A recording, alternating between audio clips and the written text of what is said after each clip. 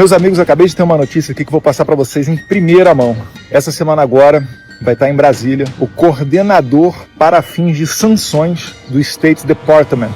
Quando eu disse que a batata do Alexandre de Moraes estava esquentando aqui nos Estados Unidos, pode ter certeza que está esquentando de verdade. Aqui não tem tic-tac, não. Deus quiser, os violadores sistemáticos de direitos humanos, que inclusive levaram à morte do Clezão e fazem tantas outras atrocidades, vão ser punidos.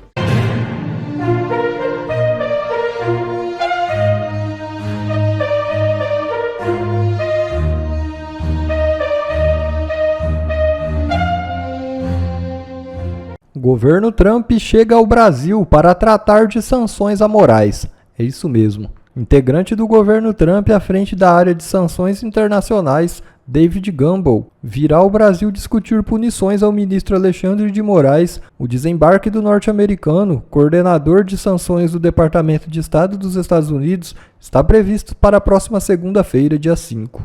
A visita de membros do governo Trump a solo brasileiro foi costurada por Eduardo Bolsonaro, que se licenciou de suas funções na Câmara para permanecer nos Estados Unidos. Em Brasília, David Gamble se reunirá com o senador Flávio Bolsonaro, que deverá levá-lo também para se encontrar com o ex-presidente Jair Bolsonaro. Como mostrou a coluna, a Casa Branca estuda aplicar sanções não apenas a Alexandre de Moraes, mas também a outras autoridades brasileiras, como juízes auxiliares do ministro e ao Procurador-Geral da República, Paulo Gonet. Além das punições, também estarão na pauta questões voltadas à segurança pública.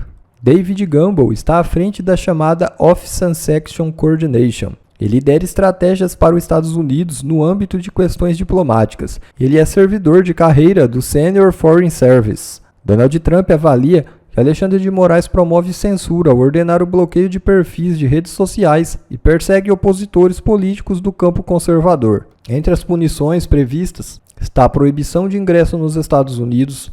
Também é discutido o bloqueio financeiro a Moraes, que não poderia negociar com cidadãos e empresas nos Estados Unidos, nem com instituições financeiras que tenham negócios com os Estados Unidos. Por ora, não são discutidas sanções ao governo Lula, o que não quer dizer que no futuro também não possa acontecer. Meus amigos, acabei de ter uma notícia aqui que vou passar para vocês em primeira mão, tá? Essa semana agora vai estar em Brasília o coordenador para fins de sanções do State Department, que é o equivalente ao Ministério das Relações Exteriores no Brasil. Quando eu disse que a batata do Alexandre de Moraes estava esquentando aqui nos Estados Unidos, pode ter certeza que está esquentando de verdade. Aqui não tem tic-tac, não. Deus quiser, os violadores sistemáticos de direitos humanos, que inclusive levaram à morte do Clezão e fazem tantas outras atrocidades, vão ser punidos. E os Estados Unidos, Deus queira, vai retornar a ser o país que exporta democracia e liberdade, e não como o governo anterior, que exportava censura, ainda mais sob o título de combate à desinformação. Que Deus abençoe essa missão e que o Ocidente volte a ser um local onde se preservam as liberdades, onde você realmente tenha, os valores democráticos no coração e não sejam repúblicas de banana se curvando às novas táticas socialistas e de esquerda, que incluem, inclusive, a lawfare dentro dos tribunais. Deus abençoe o Brasil, Deus abençoe a América. Agora há pouco, numa reunião com o presidente Lula no Planalto, o ministro da Previdência Social, Carlos Lupe, pediu demissão. De acordo com a CNN, a reunião entre Lula e Carlos Lupe ainda está ocorrendo. Alexandre Garcia, muito boa noite, seja bem-vindo. Daqui a pouco a gente traz mais informações sobre essa reunião aí entre presidente Lula e Carlos Lupe. Vale lembrar, a gente traz aqui na tela já para quem nos acompanha, um tweet do agora ex-ministro Carlos Lupe: entrego na tarde desta sexta-feira a função de ministro da Previdência Social ao presidente Lula, a quem agradeço pela confiança e pela oportunidade. Tomo esta decisão com a certeza de que meu nome não foi citado em nenhum momento nas investigações em curso. Alexandre, tá aí, ó. Esse é um tweet das 5 horas e 47 minutos do, então, ministro da Previdência. Agora não mais pediu demissão. Vale lembrar que Lupe permaneceu 2 anos e 4 meses à frente do ministério, que tem, claro, o INSS envolvido agora nesse mega escândalo de fraude. Muito boa noite. Boa noite, Paula. Boa noite, Ana, Carlos, Augusto. Prazer imenso de estar com vocês nesta noite de sexta-feira. Pois é, Carlos Lupi agradece a confiança do presidente e diz que o nome dele nem foi citado. Claro, o problema dele é a omissão, né? A omissão permissiva, assim como Lula. Né? Lula sabe muito bem o que aconteceu com Lupi em 2011 e repetiu a dose. Então, quem é o responsável?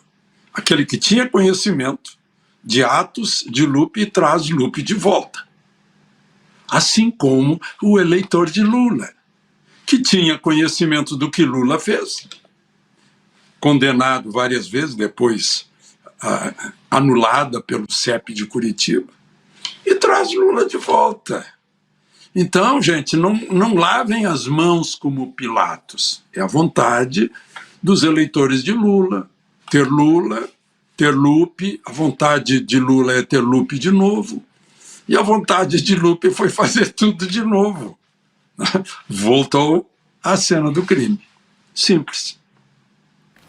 Carlo Cauti, muito boa noite, seja bem-vindo. Cauti, deixa eu aproveitar e trazer mais uma informação, já que estamos aqui ao vivo, a respeito da demissão de Carlos Lupi no Ministério da Previdência Social. O governo emitiu uma nota oficial, deixa eu ler aqui para quem nos acompanha, vamos lá. O presidente Luiz Inácio Lula da Silva recebeu na tarde desta terça-feira, 2 de maio, o pedido de demissão do ministro da Previdência Social, Carlos Lupi, durante a audiência no Palácio do Planalto. O presidente convidou o ex-deputado federal Volney Queiroz, atual secretário executivo da Previdência, para ocupar o cargo de ministro.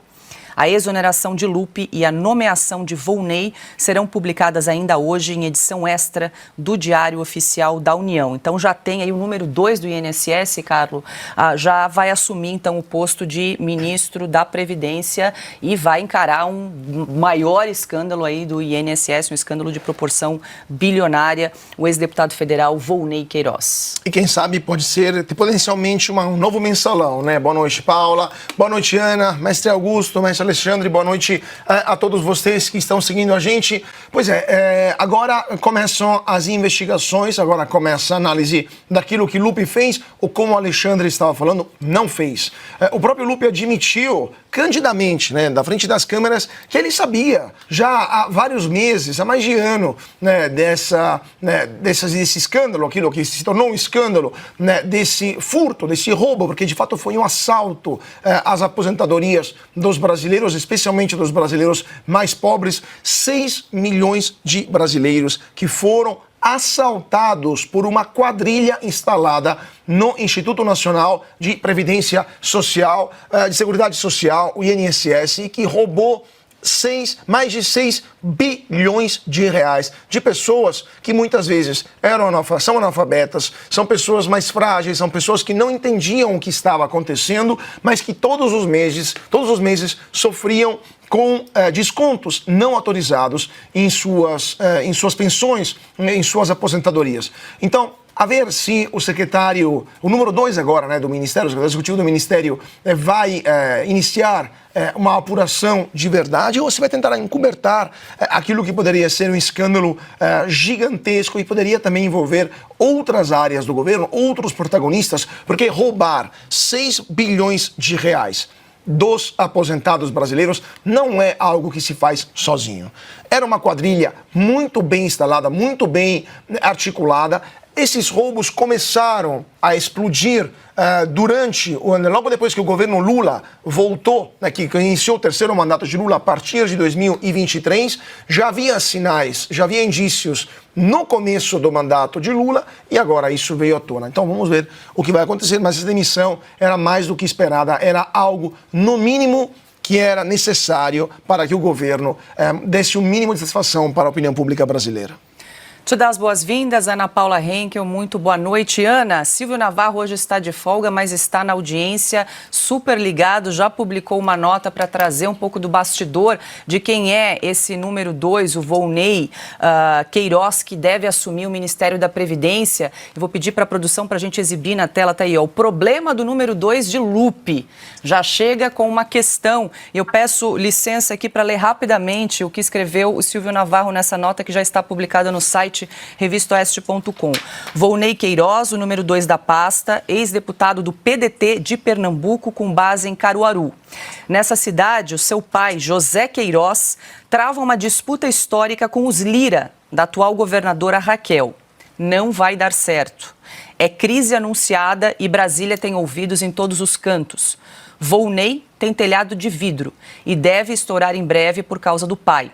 As famílias brigam há anos e agora os Queiroz querem tirar do jogo a governadora Raquel Lira, eleita pelo PSDB, legenda de saída na vida política para virar uma federação. Ela já se filiou ao forte PSD de Gilberto Kassab. Ali, todo mundo sabe de tudo.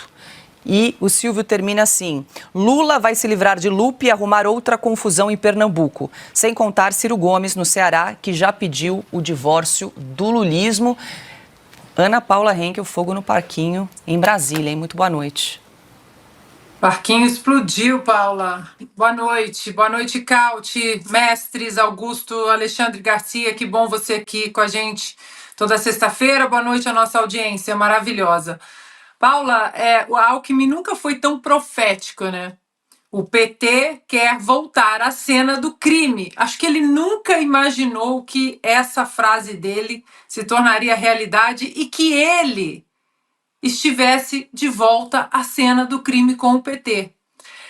Agora, imaginem se um ministro do presidente Bolsonaro tivesse falado que sabia das fraudes, só não sabia o tamanho e ficasse esse tempo todo e agora renunciasse ao cargo. Imaginem o que o Supremo Tribunal Federal não estaria fazendo a essa hora, diante de uma nota dessa da renúncia do ministro Carlos Lupe.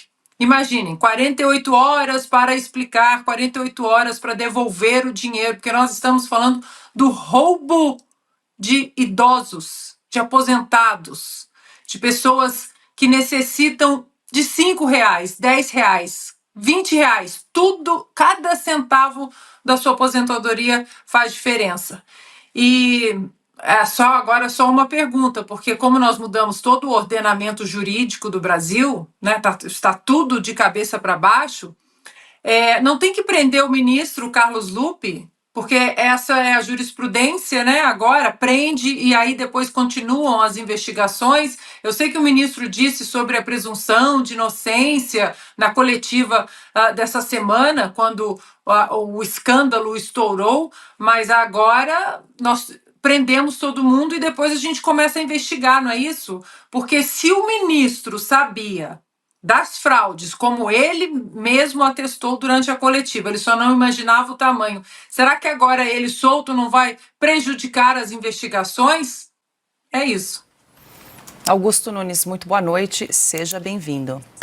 Boa noite, Paula, nossa chefe, meu amigo Cauti, grande Alexandre Garcia, prazer em vê-lo por aqui de novo. Ana, minha parceira, boa noite a você que nos acompanha. Vamos usar as palavras exatas, né? Ele vai aparecer, certamente vai aparecer aí num diário oficial da vida, aí que ele foi exonerado a pedido. Só se for a pedido deste programa, dos brasileiros honestos. Então, porque presidente demite, não pede.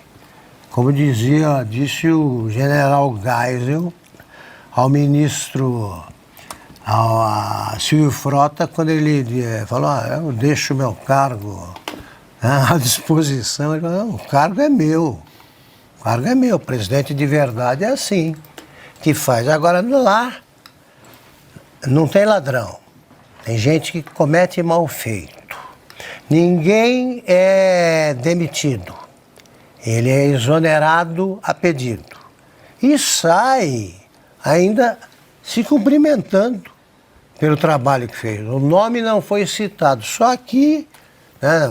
Vale-se, o ruim é quando você é citado por gente honesta.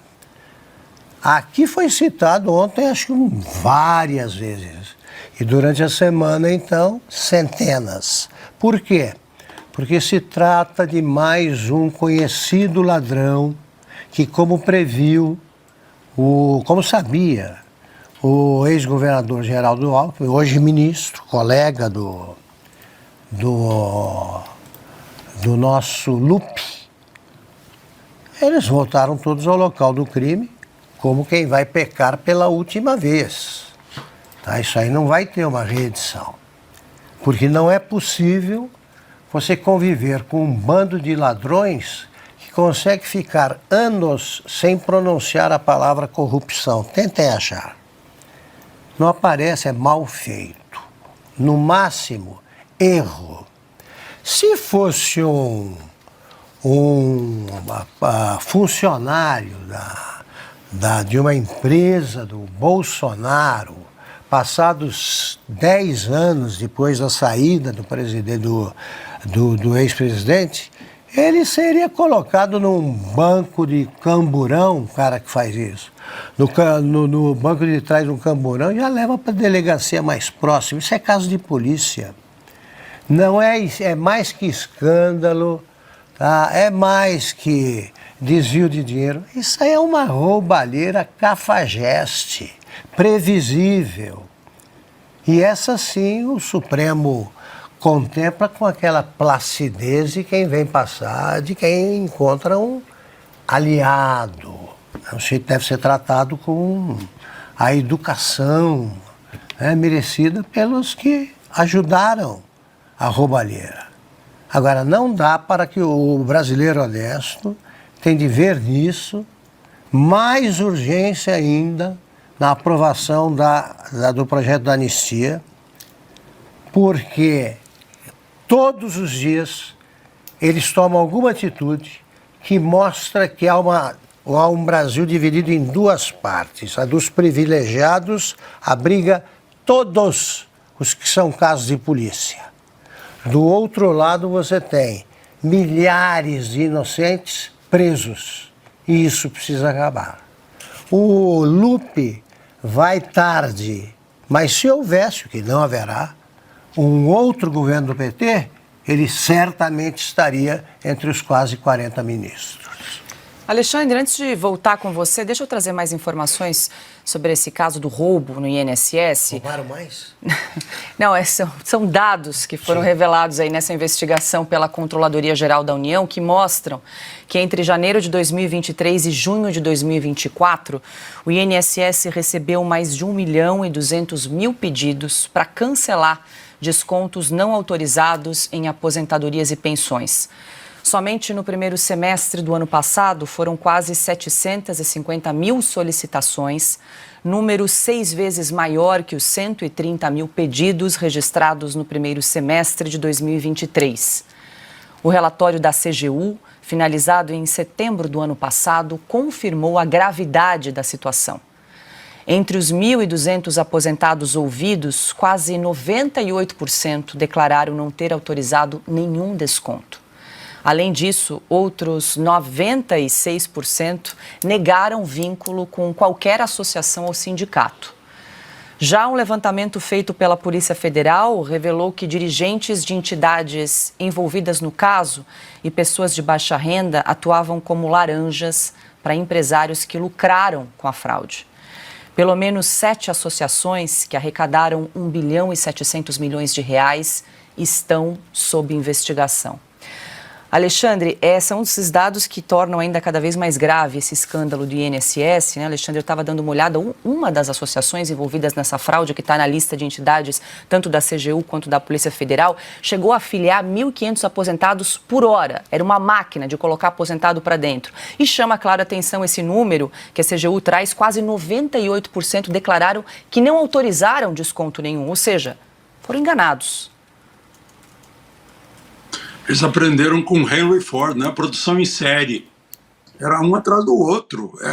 Pessoas frágeis, né? Como o Cauti lembrou, pessoas analfabetas, pessoas que não tinham condições físicas de perceber o que estava acontecendo, idosos, né, viúvas. Foi crueldade. Isso é crueldade. Agora, não deveria chamar nossa atenção, porque isso é usual. Porque sempre o mais baixo na cadeia de renda é que está pagando. Né? Isso é tirar milhões dos pobres. Né? Tirar milhões da pobreza. Parece um trocadilho, mas é verdade. Se aproveitam disso.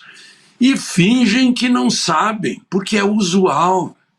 Porque na cultura deles, isso faz parte de fazer a política, pegar dinheiro aqui e ali do Estado, como se esse dinheiro fosse de ninguém. Esse dinheiro é dos pagadores de impostos, e ninguém paga imposto de livre, espontânea vontade. Paga imposto porque a lei exige. Né? E aí agora, como é que vão ressarcir essas pessoas que foram vítimas desse golpe, desse estelionato? Com que dinheiro? Vão tirar de onde? Porque a responsabilidade é da Previdência, sim. Não tem uma responsabilidade impessoal. Aí é pessoal. É pessoas que se omitiram. Então, eu acho que, além do que a polícia está fazendo, CGU está fazendo, Tribunal de Contas está fazendo, é preciso pegar os responsáveis e exigir deles o pagamento, porque tinha muito dinheiro. Esse agente da Polícia Federal que dava custódia, que dava apoio, segurança, com um carro da Polícia Federal no aeroporto de Congonhas, de voo chegando de Brasília, certamente com malas, porque ele mesmo estava com $200 mil cash. Eles não trabalham com dinheiro nacional, porque fica mais fácil de depositar no exterior, de guardar o dinheiro, quando se mexe com bilhões tirados dos idosos, dos mais incapazes de perceber o que estava acontecendo. Isso é que dói. Né? E aí é preciso, sim, uma CPI para apurar também as responsabilidades políticas, dar a volta ao lugar do crime. Eu insisto, né? Eleitores do Lula já sabiam disso, lá dos outros períodos, e insistiram. São cúmplices, portanto. Não, vamos deixar de fantasiar as palavras. Não? São cúmplices porque sabiam no que estavam votando, em que tipo de cultura estavam votando, e está aí de volta aparecendo, né? Aquela corrupta, né? Esse governo, o governo do Brasil foi solidário com uma corrupta comprovada pela justiça peruana, e a abrigou. Isso é crime comum, lavagem de dinheiro. Pegar dinheiro da Odebrecht não é crime, né? Pois é esse o problema. Bom, pessoal, esse foi mais um vídeo. Eu espero que vocês tenham gostado. Se vocês gostaram, deixa o like aqui para fortalecer nosso canal. Logo eu volto trazendo mais informações da política para vocês. Um forte abraço, fiquem todos com Deus e até a próxima.